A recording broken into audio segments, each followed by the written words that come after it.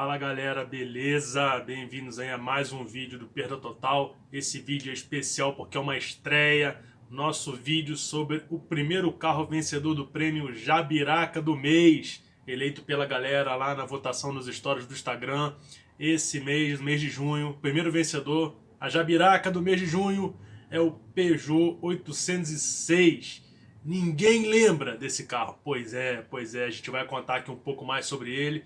Mas antes disso, se inscreve aí no canal, deixa o like, segue a gente lá no Instagram, no Facebook, via correio, via fax, onde quer que seja, para você ficar por dentro aí de tudo que acontece nesse universo maligno do Perda Total, beleza?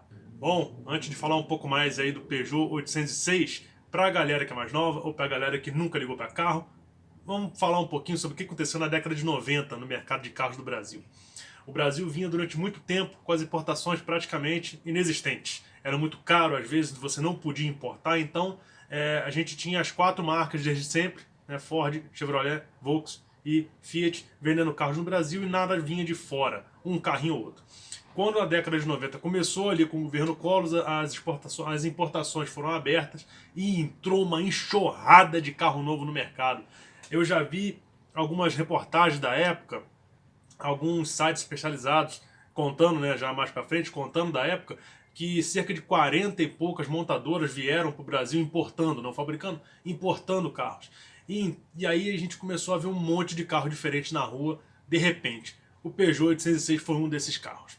A Peugeot, como todo mundo já deve saber, a Peugeot e a Citroën são a mesma montadora, né, o mesmo grupo desde muito tempo. E o Peugeot 806, ele também, assim como todo Peugeot, como todo Citroën, ele tinha um irmão dele da outra marca, que era a Citroën Evasion ou Evasion, eu não sei como é que fala isso na língua do Creative Technology. Citroën Creative Technology. Ele era irmão desse Citroën Evasion, vamos lá, e o Peugeot 806, ele foi um carro simplesmente importado. A Peugeot naquela época fazia muito isso. Os carros não tinham aquele procedimento ali de tropicalização, né, que é adaptar um carro europeu a rodar nesse rally que a gente enfrenta todo dia.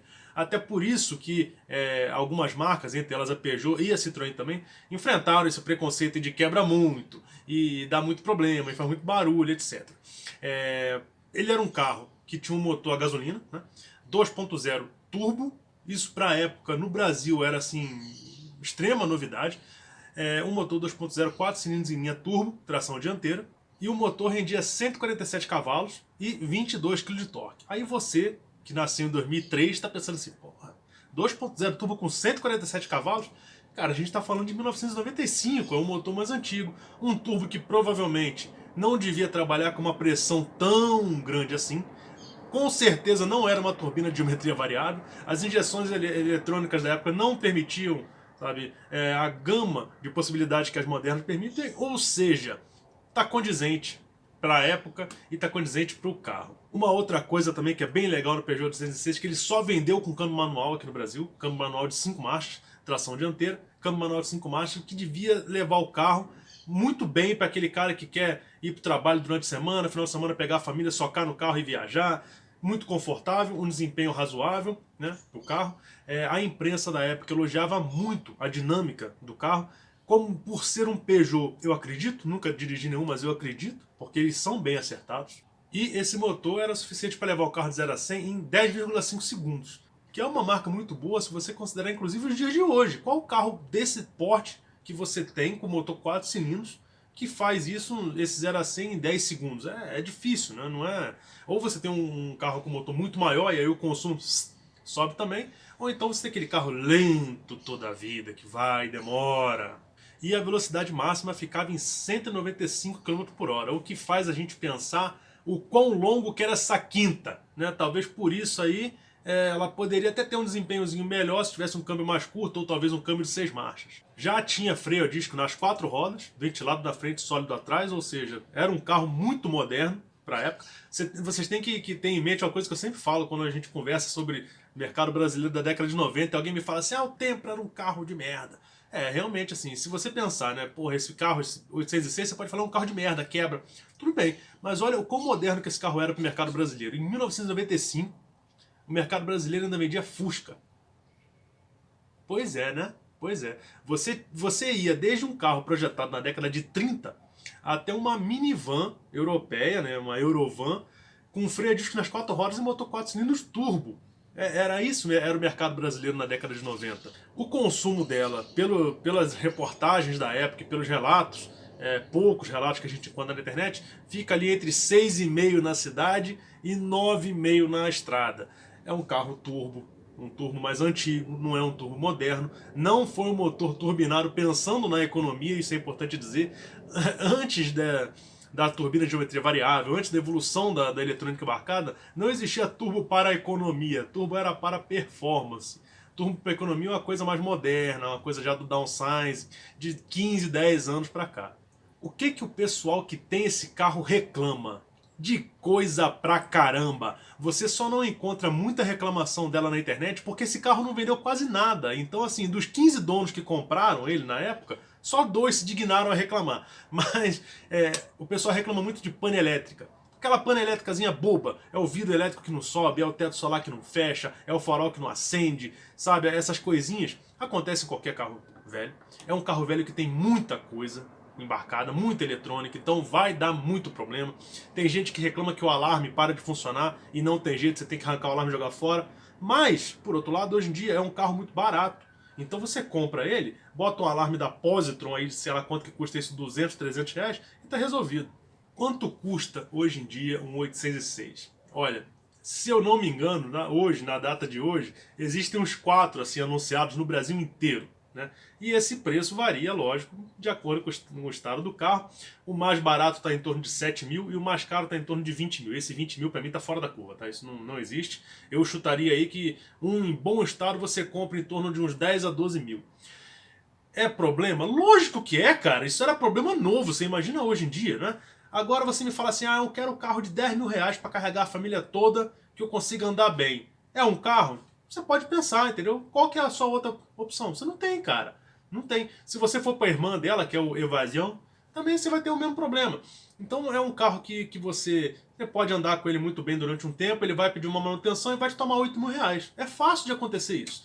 Porque algumas peças desse carro compartilham com outros modelos que foram vendidos aqui. Por exemplo, o motor dele é o mesmo motor que saiu no Peugeot 405, o 2.0, só que aspirado, e nela é turbo. Então algumas coisas você pode compartilhar, só que ela compartilha a peça com o Peugeot 405, que também não vendeu nada, e também é problema. Então esse carro, assim, é certeza que ele é um problema. Você pode comprar, é um país livre, mas vai sabendo aonde você está se enfiando. Uma coisa muito legal que eu descobri sobre esse carro com essa pesquisa aí do Jabiraca do mês é o seguinte: a galera que é fanática por carro vai saber do que eu estou falando. Na década de 90, a Renault fornecia os motores para a equipe de Fórmula 1, para Williams. Inclusive o Ayrton Senna, aquele acidente que o Ayrton Senna teve, que ele faleceu, ele estava correndo com um Williams Renault. E aí a Renault teve a brilhante ideia de pegar a Renault Space, ou Space, não sei como é que fala, e colocar o motor de Fórmula 1 numa minivan. Porra, por que não, né? Foi uma jogada de marketing, obviamente. Esse carro nunca andou, nunca foi vendido. Ele foi um carro de exposição show car. Botaram o Alan Prost pra dar umas voltas com ele e tal, e fazer uns videozinhos. Ficou muito legal, foi uma ideia muito boa. E aí alguém teve a brilhante ideia de pegar um Peugeot 806, preparar ele para correr às 24 horas de Spa-Francorchamps na Bélgica. E o cara fez isso.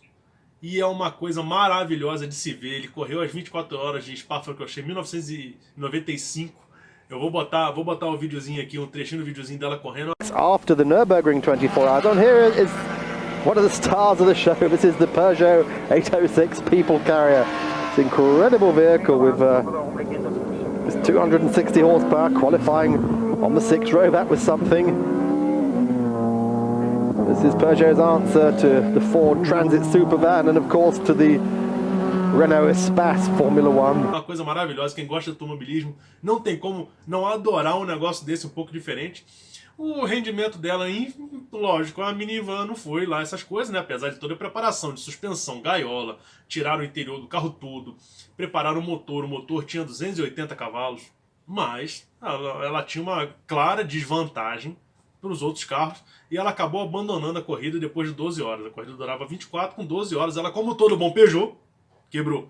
Mas enfim, sacanagens à parte, é uma história muito boa aí, praticamente uma lenda do automobilismo que aconteceu nesse ano. E esse carro, inclusive, está à venda lá na Bélgica. Esse carro está à venda em um site que se chama Jeep Motor, G-I-P-I-M-O-T-O-R.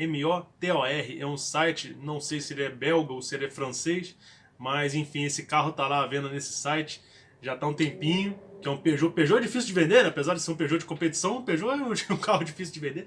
Ele está lá, deve ser um negócio muito legal de andar numa pista com isso, por conta da história e por conta também da situação como um todo. Mas é isso aí, espero que vocês tenham gostado dessa nossa estreia, primeiro Jabiraca no mês.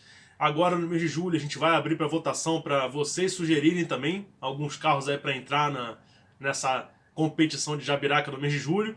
E aí nós quatro, cada um vai indicar um carro aí para concorrer. Eu acredito aí que vai ser quatro carros indicados pela galera, 4 carros nossos. E aí a gente vai botar no mata-mata lá, nos stories para vocês poderem votar. E aí, mês de julho tem mais um videozinho aí sobre a Jabiraca do mês de julho. Beleza? Até mais, galera.